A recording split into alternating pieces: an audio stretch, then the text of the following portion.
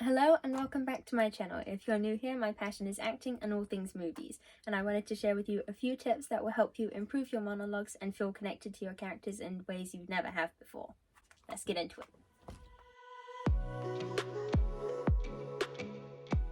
So tip number one is, if the scene that you were wanting to redo is from a film, find the scene and watch it several times if you have to, and take a mental note of all the different things that they do at different points that really draw you in and make you like, ooh, what's gonna happen, or wow, that's really sad. Or if it's comedic, then what's the first thing that makes you chuckle that they do, like in their body language or something that they say and the way that they say it. Take a mental note of the things that they do that really start to draw you into like, oh, what's gonna happen, and then remember those when you come to do it for obviously the journey that the character is and what the character is saying in that scene, and then you'll be able to put your own spin on it, and remembering the little points as the scene goes on, what direction it's going to take. So like in the Moriarty one that I did, the things that you say, it will trigger the next thing that you say, so that will help you with remembering lines as well, is what are they feeling at that point in time, and remember what the actress does, like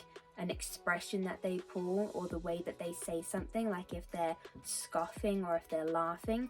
It will really help you then drive into the next part of the performance, that will help you stay really connected to that character with exactly what facial expression you need to pull and different things that they do. So take note of what the actress or the actor does in the scene, and then you'll be able to remember that when you come to do it yourself. So tip number two is, if it is from a book or a film, it doesn't matter in this case, but know the character and know what's led up to this point. Like if it's a scene where they're exploding everything that's been pent up, you need to know what things have been building up and what thing has completely tipped them off the edge. Or if it's an emotional scene, what's been that last thing that's made them open up about what they're feeling. Or if it's a funny scene, why are they being as joking as they are, I suppose. Like, find exactly what the character has been thinking and feeling that's led up to this point for them to be saying what they are, because we all have things that lead up to what we say and we don't consciously think about it. So when you're becoming a character, you need to have all these things in the back of your mind on what's led up to it for them to be saying what they are now, and that will help you with connecting really well. So you'll have all of these thoughts subconsciously, so you need to create like the character's thoughts, why they're feeling the way they're feeling, and that will help you. Is to write down the thought process. Like if you know the background of the character and the other steps that we've done, and you know the lines now very well, you can then type up the script that you want to do, and then as you read it, write down what the character would think, like why are they saying this particular, any words that jump out to you, underline them and write the thoughts on why they're saying that and what they're feeling to make them say that. For instance, in the Moriarty one, when she's replying to his, "You've been behind this," she's like, yeah, you never can find the proper stuff. It's something that's been inside her for a long time. It's like, for example, I wrote, "You've been wanting to say this to him for a long time," because it's what he says to you, even though you've told him that's a bad decision. He says, "Never can find the proper stuff." So you're quoting back exactly what he said to you. I don't know if the scriptwriters had that in mind, but that's what came to me for the character to really drive that in, and I hope that came through. So writing down exactly what you think and what the character's thinking to each individual word, and words that stick out and words that you want to accentuate. Like for instance, in the scene in Enola Holmes 2, the actress accentuates fun a lot more than I do, whereas I wanted to like bring it down a little bit more, whereas saying fun like really creepily, it does add a lot. But for me personally, I wanted to change it slightly because I don't want to copy it exactly. So finding your own spin on it is very good. It's all individual depending on how you want to do it. There is no right or wrong way to act, because we're not acting, we're transforming into something else. So the character isn't acting, the character is just being themselves. So you've got to find your way to fit in to who that person is.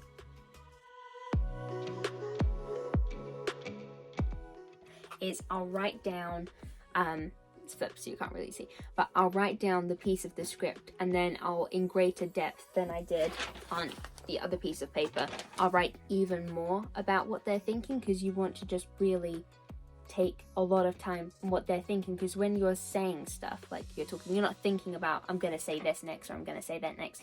You're thinking about all of the thoughts, and that's what drives you to say what you're saying. So you need to find the drive on what's making them say what they're saying. So like a memory they could call up or something, because you don't want to bring your own memories into it. Like that is a method that you can use, but I find it's a little bit more dangerous, because then if you're playing an evil character and you bring your own memories into it, when you think about that again, you're going to have a more evil reaction to it. So it's not always the safest option. So you want to find a memory for them and create that memory, and then write what they're thinking, and that will help you not have to remember your lines so much, because you don't have to remember it, because you're just feeling it and you're like, this will remind you of that. So that's what I do. I write many pages of tiny bit of script, lots of thought, and then tiny bit of script, lots of thought. That way it's like a constant tripping mechanism. So like that part and then that part, and it'll just lead you on to the next thing that you need to say. The last thing you want to do is memorize the lines. So you need to have the background of the character and different things that will push you to say the next thing, and that will help you remember it. But committing to memory the lines is the last thing that I do. That way you know exactly what the character needs to say. It's already in your brain. Like if you've watched the scene or you've read it, you don't have to sit there like remember each word, because as you've been doing it, the emotion will be there, and then you'll remember what you needed to say, because you're becoming the character, and then it will become natural for you to say the things that the character does. So finalizing different things, like if it's a very specific script, like some directors are very strict on you have to say exactly this, or every and has to be exactly as they wrote it. So memorizing it is very helpful in those instances. But sometimes you need that freedom of expression to know, no, I feel like the character at this point, it needs to say something different. So don't be afraid to deter from the script if you feel the character needs to say something else.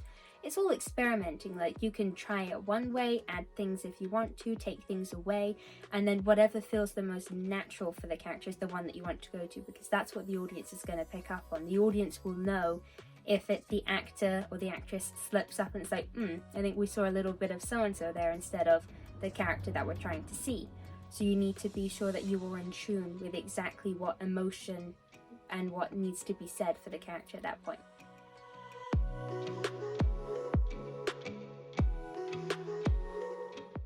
On to tip number 4, or possibly 6. I've entirely lost count. The next step is lighting and background. You want to have a plain background, nothing too distracting, because you want the focus to be solely on your performance. And lighting, if the lighting is all like black on one side and blue on one side, you want to make sure that the lighting is fitting to the scene that you're trying to portray. Because if you're portraying a thriller kind of scene, then it is acceptable to have like darker lighting. But in essence, people, if you're like submitting it to an audition, they want to see your face and the way that your face moves to exactly what the character is feeling. So you want to have good lighting all round. A ring light is great for that, and making sure that what you're wearing is nice and plain. You don't want to be too distracting. It's like if you're wearing a very colourful shirt, or a shirt with a very big design or sparkles on it, they'll be looking at your shirt rather than at your face, and you want them to be looking at your face so that they can see your face moving. Okay, so a plain shirt and a plain background will help you a long way in creating a setting where they will be solely immersed in what you're trying to portray. Okay. For example, I have turned out the small little orange lights on the side so it looks very washed out and pale, because that's the setting that the ring light is on. But if I put them back on, it's a lot more friendly and it's a lot more warm, which is the setting that I want to create here. Because like blue light's very icy and cold, whereas warm lights are very it's like a hug.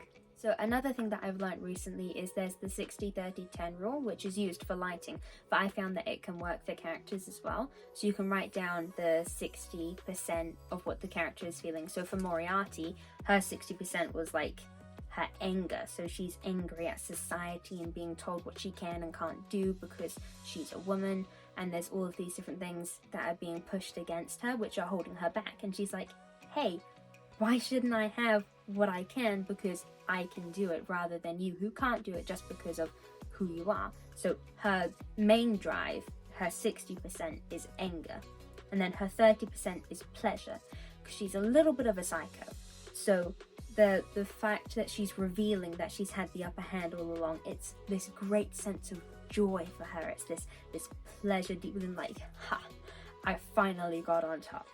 And then her 10% is spooky. Like, she's really enjoying this spooky factor that she's receiving from them. So she can see their eyes widening in fear, and she's like, yes. So it also ties into the pleasure, but she's enjoying the spooky that's being brought back, like, ugh. So the 60, 30, 10, you can write down to, like, if you're playing someone who's really insecure, the 60% could be like all of their insecurities and their fears. Then the 30 could be their confidence, the little bit that they do have. So there's all of these different things that you can tie in to the 60, 30, 10, and that will help you remember how much you need to emphasize one particular point. Because if you're playing someone who's like really shy, you don't want to be all bubbly all the time, because shy people do have bubbliness, but you've got to remember the 60%, the 30%, and the 10%.